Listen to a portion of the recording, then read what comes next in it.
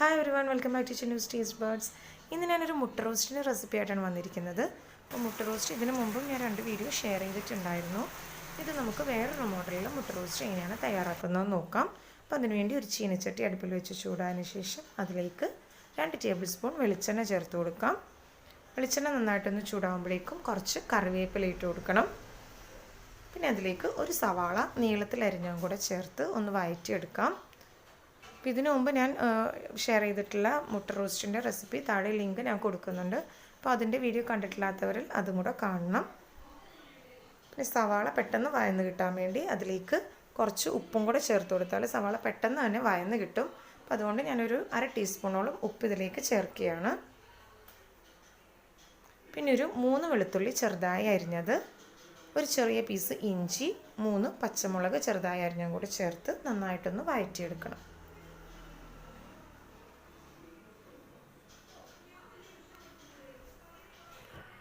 അപ്പോൾ ഒരുവിധം വഴന്ന് വന്നിട്ടുണ്ട്. ഇനി ഇതിലേക്ക് ഒരു തക്കാളി ചെറുതായി അരിഞ്ഞും കൂടെ ചേർത്ത് കൊടുക്കാം. അപ്പോൾ സവാള ഒരുപാട് ഗോൾഡൻ ബ്രൗൺ കളർ ആവുന്നതിന് മുമ്പ് തന്നെയാണ് നമ്മൾ തക്കാളി ഇതിലേക്ക് ചേർക്കുന്നത്. ഇനി നമുക്കിത് നന്നായിട്ടൊന്ന് മിക്സ് ചെയ്തതിന് ശേഷം ഒന്ന് മൂടി വെച്ച് വേവിച്ചു കൊടുക്കാം. അപ്പോൾ ഈ സവാളയും തക്കാളിയും ഒക്കെ പെട്ടെന്ന് വെന്ത് കിട്ടുകയും ചെയ്യും. മൂടി വെച്ച് ഒരു 2 മിനിറ്റ് വരെ ഒന്ന് വേവിച്ചെടുക്കാം. 2 മിനിറ്റിന് ശേഷം ഇതൊന്നുകൂടെ നമുക്കിതിലേക്ക് മസാലപ്പൊടികൾ ചേർത്ത് കൊടുക്കാം. ഒരു 1/4 ടീസ്പൂൺ മഞ്ഞൾപ്പൊടി, 1/2 ടീസ്പൂൺ മുളക് പൊടി, 1/4 ടീസ്പൂൺ ഗരം മസാല പൗഡറും കൂടി ചേർത്ത് ഇതൊന്നുകൂടെ ഒന്ന് വഴറ്റിയെടുക്കണം. നമ്മൾ മൂടി വെച്ച് വേവിച്ചുകൊണ്ട് തന്നെ സവാളയൊക്കെ നന്നായിട്ട് വെന്ത് വന്നിട്ടുണ്ടാവും. ഇനി ഇത് മിക്സ് ചെയ്യുമ്പോൾ ആ സ്പൂൺ കൊണ്ട് തന്നെ നന്നായിട്ടൊന്ന് ഉടച്ചെടുക്കാം.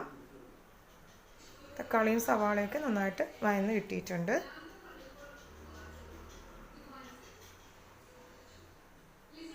ഇത് 1 മിനിറ്റും കൂടെ നമുക്ക് നന്നായിട്ടൊന്ന് ഈ മസാലയൊക്കെ ഒന്ന് മിക്സ് ചെയ്ത് കിട്ടാൻ വേണ്ടി 1 മിനിറ്റും കൂടെ നന്നായിട്ട് വേവിച്ചെടുക്കണം.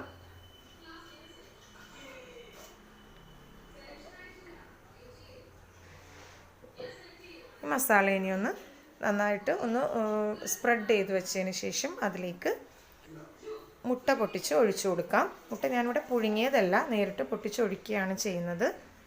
ഇതിലേക്ക് 2 മുട്ടയാണ് ഞാൻ ചേർത്ത് കൊടുക്കുന്നത്. 2 മുട്ട നേരിട്ട് നമുക്ക് ഇതിലേക്ക് പൊട്ടിച്ചൊഴിച്ചു കൊടുക്കാം.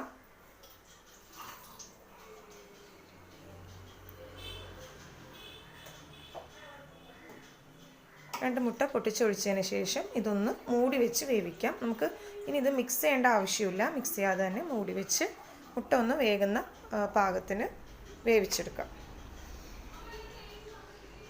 ഇതിപ്പോൾ 2 മിനിറ്റിന് ശേഷം തുറന്ന് നോക്കിയപ്പോൾ മുട്ട വെന്തിട്ടുണ്ട്. ഇനി ഇതൊന്ന് നമുക്കൊന്ന് മറിച്ചിട്ട് കൊടുക്കണം. അപ്പോൾ അതിനു മുമ്പ് ഈ മസാല ഒന്ന് സൈഡൊക്കെ ഒന്ന് ഇളക്കിയെടുത്തതിന് ശേഷം വേണം നമുക്കിത് മറിച്ചിടാനായിട്ട്. അതിലേക്ക് 1 ടീസ്പൂൺ വെളിച്ചെണ്ണ കൂടെ ചേർത്ത് കൊടുക്കാം. 1 ടീസ്പൂൺ വെളിച്ചെണ്ണയും കൂടെ ചേർത്തതിന് ശേഷം നമുക്കിതൊരു ചട്ടകം കൊണ്ട് ഒന്ന് മറിച്ചിട്ട് കൊടുക്കാം. ഇനി ഇത് 1 മിനിറ്റും കൂടെ മൂടി വെച്ച് ഒന്ന് വേവിച്ചെടുക്കണം, 2 സൈഡും വെന്ത് കിട്ടാൻ വേണ്ടി. 1 മിനിറ്റ് കഴിയുമ്പോഴേക്കും ഫ്ലെയിം ഓഫ് ചെയ്യാം. നമ്മുടെ മുട്ട റോസ്റ്റ് തയ്യാറായി കഴിഞ്ഞു. അപ്പോൾ എല്ലാവരും ട്രൈ ചെയ്ത് നോക്കണം. റെസിപ്പി ഇഷ്ടമായെങ്കിൽ ലൈക്ക് ചെയ്യാനും ഷെയർ ചെയ്യാനും സബ്സ്ക്രൈബ് ചെയ്യാനും മറക്കരുത്. Thanks for watching my channel.